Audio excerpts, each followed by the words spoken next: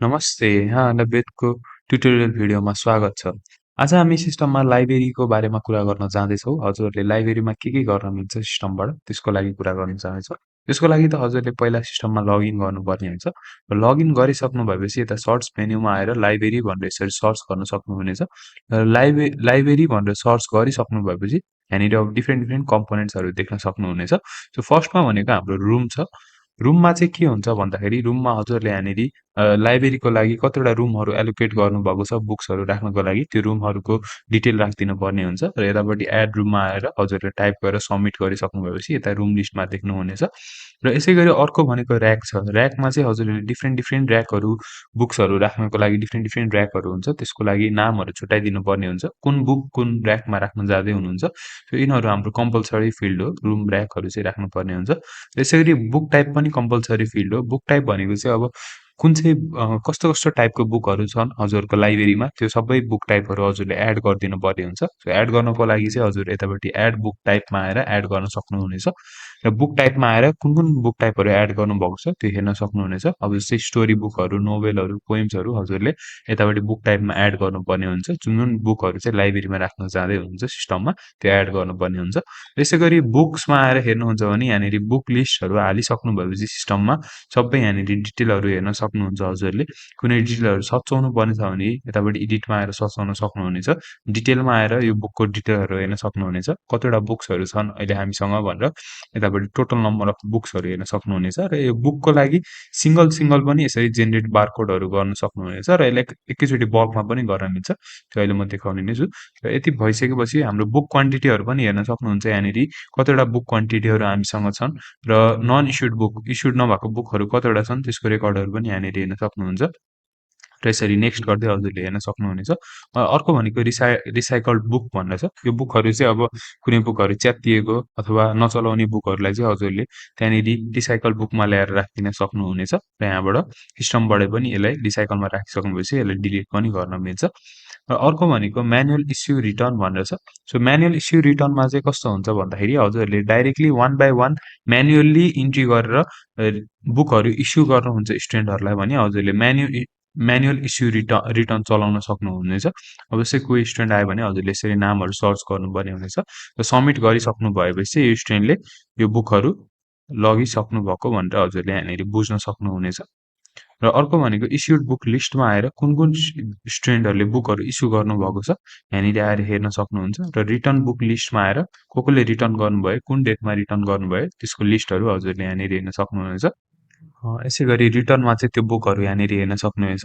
अघि इस्यु बुकमा त्यहाँनिर एउटा एरर आइरहेको थियो किनभने त्यो बुकहरू अलरेडी इस्युड भइसकेको रहेछ। अब जस्तै एउटा नयाँ बुक कुनै छ यहाँनिर यसरी सेलेक्ट गरेर यो स्टुडेन्टले लान लाग्दै हुनुहुन्छ भने यसरी यहाँनिर सेलेक्ट गर्नुपर्ने हुन्छ। कसले इस्यु गर्न लाग्नु भएको छ स्टुडेन्टले कि स्टाफले, कति दिनमा चाहिँ उहाँले रिटर्न गर्नुहुन्छ यहाँनिर सेलेक्ट गर्न सक्नुहुनेछ हजुरले। यसरी डेटहरू राख्न सक्नुहुनेछ र यति गरेर सबमिट गरिसक्नु भएपछि यसरी यो स्टुडेन्टले यो बुक लानुभएको छ भनेर हजुरले बुक इस्युड बुक लिस्टमा आएर हेर्न सक्नुहुनेछ। अर्को भनेको स्टुडेन्ट र स्टाफ भनेर छ सिस्टममा। अब यहाँनिर हजुरले यसरी नाम सर्च गर्न सक्नुहुनेछ कुनै स्टुडेन्टले कुन कुन बुक लानुभएको छ भनेर हेर्नको लागि। र यसै गरी आयुष भन्ने स्टुडेन्टले यहाँ कुन कुन बुकहरू करेन्टली लानुभएको छ इस्यु गरेर त्यसको लिस्टहरू यहाँनिर हेर्न सक्नुहुनेछ भने उहाँले लगिसकेर रिटर्न गर्नुभएको बुकको लिस्टहरू चाहिँ यहाँनिर देखिनेछन् सबै बुकको डिटेलहरू।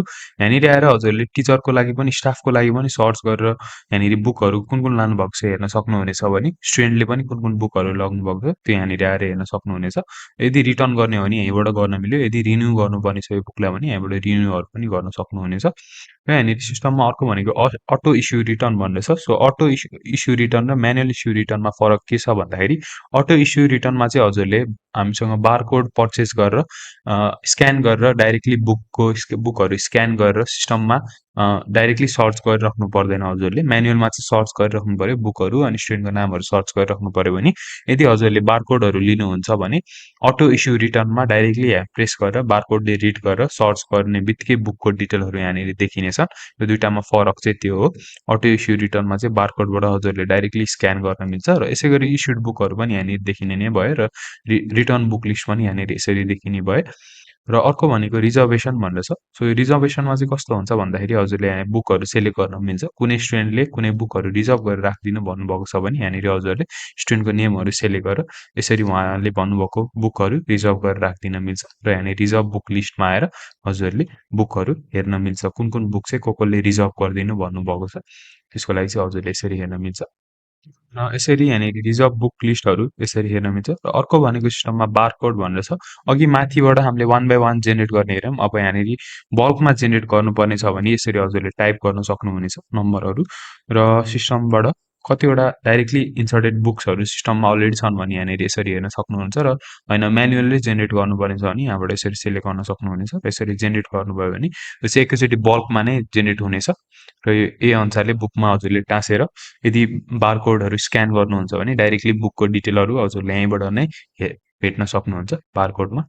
र अर्को भनेको स्पाइन भनेर छ। स्पाइन भनेको पनि हाम्रो बुकको साइड एजमा हजुरले कुन कुन बुकहरू चाहिँ कुन कुन ऱ्याकहरूमा छ हेर्नको लागि सजिलो हुन्छ भने त्यस्तो केसमा चाहिँ हजुरले स्पाइन युज गर्न सक्नुहुन्छ।